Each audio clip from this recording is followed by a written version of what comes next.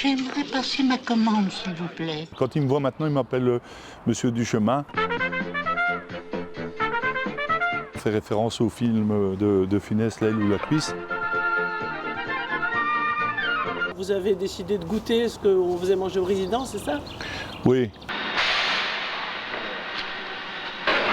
J'avais mis le doigt sur bon nombre de choses qui n'allaient pas. Quand on a mal mangé, on n'est pas content. Voilà, tout simplement, on s'est dit, on va faire les choses différemment. Il y a la bonne bouffe et la mauvaise bouffe. Au niveau du Conseil de l'action sociale, parce que sans leur appui, on ne sait rien faire. C'est le Conseil qui décide et tout le monde a trouvé l'idée intéressante.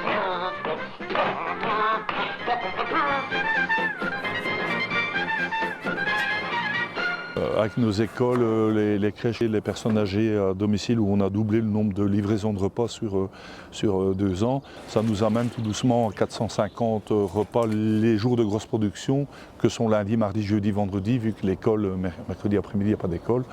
Mais donc, ça veut dire quand même que, effectivement, c'est quand même un sujet qui était fort intéressant et fort important à développer, à mes yeux en tout cas, ça c'est clair. La commune de Belleuil, via son CPS, a investi beaucoup et je pense que ce n'est pas quelque chose qu'on doit regretter, c'est quelque chose qui donne satisfaction. Bon, maintenant, par rapport à ça, il ne faut pas fanfaronner, il faut rester modeste en se disant que tous les jours, on doit remettre le couvert sur le métier et on sait qu'on a encore du travail et que c'est loin d'être terminé. Ce qui est compliqué dans l'organisation, c'est que nous cuisinons pour différents âges. Donc, comme ici, pour la maison de repos, nous avons aussi les écoles, les crèches et les livraisons à domicile.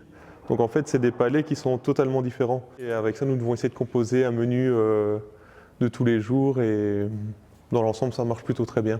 Nous cuisinons de saison. Nous travaillons donc, avec notre légumier traditionnel, mais on essaie aussi de faire intervenir donc, des producteurs locaux comme la Pommeraye. Sinon, nous travaillons depuis quelques années avec Ramène ta fraise, donc qui eux produit les fraises, les asperges et les petits ronds que nous utilisons ici au sein de la maison de repos. Et ce que nous allons faire aussi, c'est donc avec la Pommeraye, nous avons déjà travaillé donc pour tout ce qui est jus de pomme, huile de noix, et nous allons commencer tout doucement à travailler avec eux pour certains légumes en fonction des saisons, en sachant que pour 450 personnes, nous ne sommes pas à 100% en frais non plus. Nous devons combiner entre les deux aussi. C'est important pour vous, ça, de travailler avec des producteurs de votre région? C'est important pour nous, mais aussi pour eux. Et on va dire le goût est différent aussi.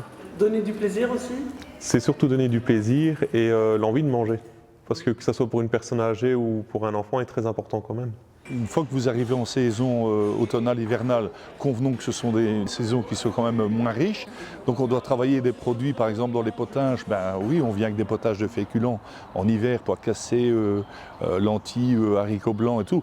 Mais vous savez, pour faire passer le message aux enfants, c'est pas toujours évident. Donc il y a aussi une éducation qui doit se faire à la base chez les enfants et ça, nous, on ne sait pas le changer. Mais tout doucement, on imagine changer les choses aussi avec des petites animations qui pourraient se concevoir dans les écoles, notamment sur le goût, le sucré, le salé, l'acide, la mer.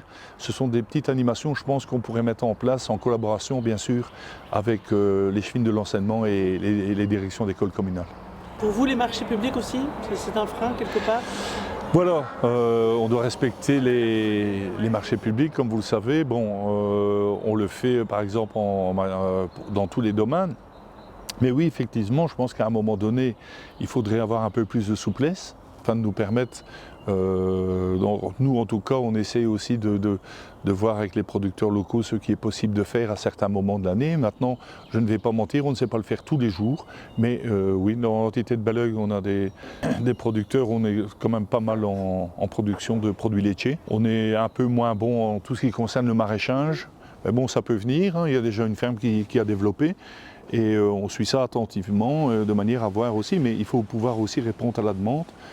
Quand on parle de 450 repas, il faut pouvoir assumer aussi les livraisons, quoi.